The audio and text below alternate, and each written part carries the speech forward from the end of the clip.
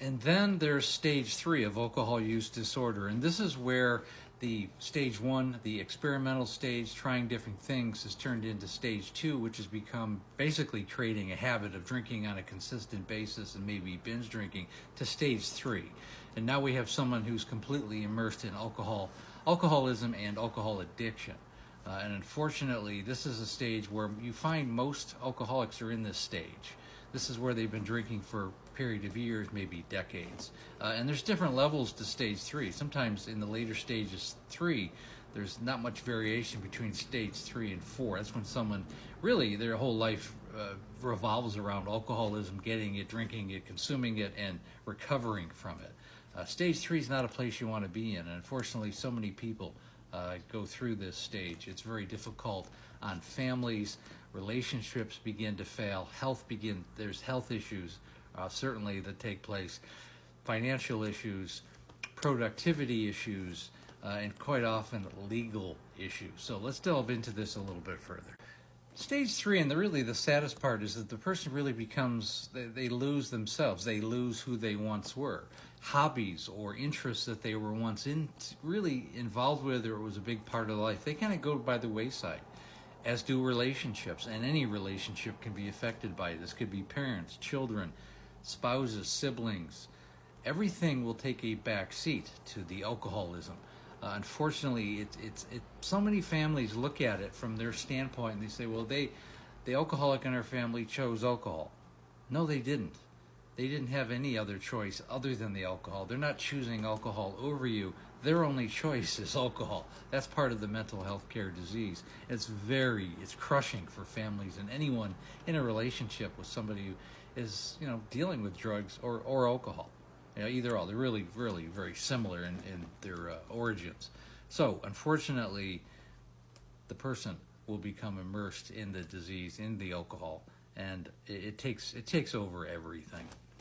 I can remember one time in my wife's case. She died 4.5 years ago from alcohol use disorder, and there was a time where she had a knee replacement surgery. It was a pretty big surgery, and yet she hadn't had a drink in a few days, obviously because she had had the surgery and then recovery.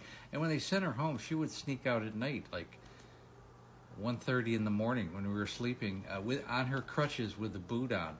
She would, with her crutches, walk down the end of the street, pick up an Uber. She called an Uber, go to the local CVS before they closed at, 2 o'clock in the morning, get her beer or wine or whatever she was drinking from the Uber driver, come home and hide it in the house, and she would have her alcohol for the day. She would go to that extent on crutches after major surgery. This is the pull that alcohol has in someone's life. The unfortunate thing is the pull is so great that it becomes more important that eventually than their entire life. Stage 3 is really where everything begins to suffer. I think the biggest thing is families begin to break apart because they have an alcoholic in their family. So many factions, can be part of that.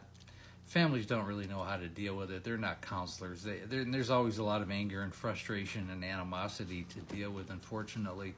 And it can tear families apart internally. Just one person that goes through this. Because there's often so much effort to try and save that person, and so much of the time all that effort goes for naught, because effort going towards helping the alcoholic in your family really can become nothing more than an enabling factor and a safety net, which is really, in a lot of cases, the last thing that the alcoholic needs. Sometimes that alcoholic needs tough love as a family member. That's one of the things I really teach. Now, there's a time for empathy and there's a time for tough love. But the first thing that the alcoholic has to understand, if they have any hope at all, and this is kind of the gist of this video, is that it has to come from them. They have to want to get better. And that's why we talk about rock bottom so often, because forcing somebody to do something is never going to work. The person can always fake it or just not be truthful even in their recovery. But when it's genuinely coming from them, they have a chance at surviving. In stage 3, that's really that's the hard playing ground. That's where most alcoholics find themselves. And I hope this video has been helpful, really bringing out and understanding this very difficult and emotionally draining phase of alcohol. And again, when you're ready to work with me, I've helped thousands of families and the alcoholics. I like to bring them all together. It's a very unique strategy because it's a family disease. It needs to be solved with the family in mind. Every case is different, but I like to work with families and alcoholics, obviously. And if you would click on the link above, go to the link tree, schedule a Calendly call. The Zoom call takes about 45 minutes to an hour. We do a deep dive and we go over the program. Want to make sure you're a good fit. Again, thanks for listening. Please like, share, and comment. We also have the Facebook group. There's an alcoholic in the family, very good support group. And again, I go live every night, Monday through Friday, right around 6 o'clock Pacific Standard Time, 9 o'clock Eastern Standard Time. And again, thanks for listening.